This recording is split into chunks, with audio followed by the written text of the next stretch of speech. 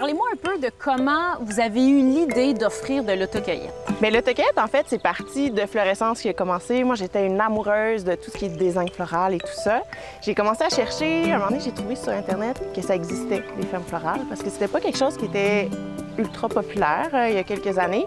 Donc, j'ai commencé à chercher, je me suis informée, j'ai suivi des formations. Puis là, il a commencé la culture de fleurs. Florescence a commencé il y a 4 ans environ, là, qu'on a commencé à cultiver.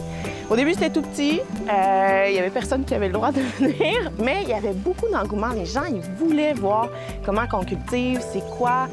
Ils voulaient venir eux-mêmes cueillir leur bouquet, mais on n'était pas adaptés. Mais on avait ce beau terrain. Donc, c'est là que ça a commencé. On s'est dit, pourquoi pas faire une parcelle vraiment adaptée pour les gens, avec des grandes allées gazonnées pour que les gens puissent passer en carrosse avec leurs poussettes et tout. Donc, c'est de là que c'est commencé l'autocueillette. On est sur l'ancien terrain du manoir de Tilly. Maintenant, c'est rendu une propriété privée. Oui. On ne peut pas visiter le manoir, bien sûr, mais on a le paysage, en fait, de ce magnifique terrain. Mais en fait, nous, quand on l'a acheté, c'était ça qui nous a fait vraiment tomber en amour avec le manoir. Le terrain est vraiment majestueux. On a vu sur le fleuve, c'est tranquille, puis on est vraiment au cœur du village aussi, près de Québec, donc c'est vraiment un lieu assez magique. Vous avez commencé à offrir l'autocueillette en 2022, donc, et ça a été quoi la réaction des gens? Est-ce que ça a été populaire? Oui, plus que ce qu'on pensait, mais c'est toujours une belle surprise quand on voit les gens arriver.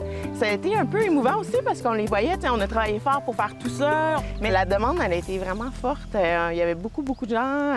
On a comme été épatés. Nous, on fonctionne avec des pots. Donc, on a un petit pot, c'est le pot maçon. C'est un prix fixe, les gens le remplissent. Donc, on dit quand le pot il craque, c'est parce qu'il est complet, on ne peut plus en rentrer. Mais les gens, ils ont vraiment tout plein de variétés de fleurs en été qu'ils peuvent cueillir. On va avoir tournesol de différentes couleurs, différentes formes. On va avoir des dahlias, on va avoir des lysianthus, on va avoir plein de fleurs aussi qui sont belles à sécher. Donc, des immortelles, des gomphrenia, de la statice. Il y en a vraiment beaucoup. Notre plaisir aussi, c'est d'apporter des fleurs que les gens vont connaître, mais qui n'auront pas vu de cette couleur-là ou de cette forme-là.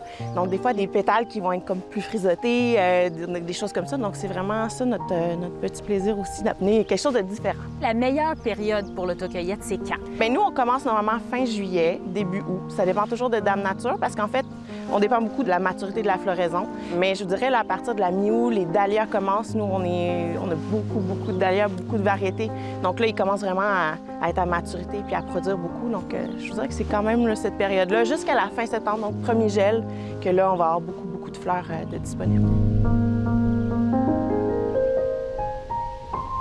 Lorsqu'on va cueillir des bleuets ou des fraises, on nous explique la bonne façon. J'imagine qu'il y a une bonne façon de cueillir une fleur. Oui. Donc, quand on a trouvé vraiment la fleur qu'on veut mettre dans notre vase, c'est vraiment d'aller couper, en fait, à une jonction de feuilles pour être sûr qu'elle va repousser par la suite. Pour être sûr, en fait, que par la suite, la fleur, elle puisse refaire une tige puis refaire des fleurs pour les prochains visiteurs qui vont revenir au courant de l'été. Et par la suite, de vraiment nettoyer la tige pour être sûr qu'il n'y ait pas de feuilles, en fait, qui vont toucher à l'eau.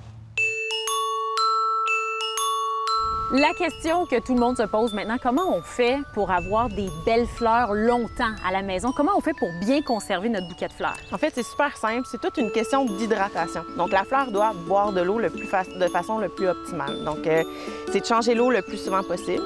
Moi, je dis souvent que l'eau, il faut qu'elle soit aussi bonne et aussi propre que celle qu'on boit dans un verre d'eau. Et la deuxième chose qui est importante aussi, c'est de couper les tiges quelques fois. Chaque jour ou à chaque 2 jours, vous coupez la tige en biseau de préférence, parce que c'est comme la peau. Quand la tige, en fait, de la fleur se cicatrise, elle boit moins bien d'eau. En la recoupant, ça permet de se réhydrater mieux. Puis à ce moment-là, vous pouvez avoir un bouquet longtemps. Et c'est quand le meilleur temps pour venir faire l'autocueillette? Nous, c'est dès que le champ est à maturité. Donc, dès qu'il y a beaucoup de fleurs. Donc, c'est vraiment vers la fin juillet, début août, que là, on va ouvrir le champ d'autocueillette pour les gens. OK. Bien, on vous souhaite une belle saison. On a vraiment hâte de venir cueillir vos belles fleurs. Merci.